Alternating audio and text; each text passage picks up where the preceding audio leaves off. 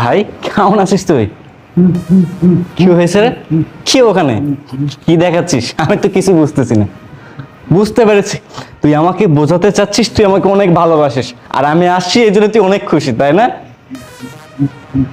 ভাইরে, আমি তোকে নিয়ে অনেক টেনশন করি, তবে আর টেনশন করবো না। আমি তোকে বিদেশ নিয়ে যাব, গিয়ে উন্নত চিকিৎসা করব। দেখবি তুই আবারও স্বাভাবিক জীবনে ফেরত আসবি, তুই আমাদের মতো কথা বলতে পারবি, চলাফেরা করতে পারবি ইনশাল্লাহ। আরে বাবা, কি বারবার ওখানে দেখাচ্ছিস? বুঝতেছি না, বাদ দে তো। খাবার খাবি? খাবার খাবি? বুঝতে পেরেছি, তুই মনে হয় অনেক ক্ষুধার্ত, এই জন্য এমনটা করতেছিস। এই না তোমার শরবত ঠান্ডা ঠান্ডা। এই ইপ্তি, তুমি ওকে খাবার দাও নি?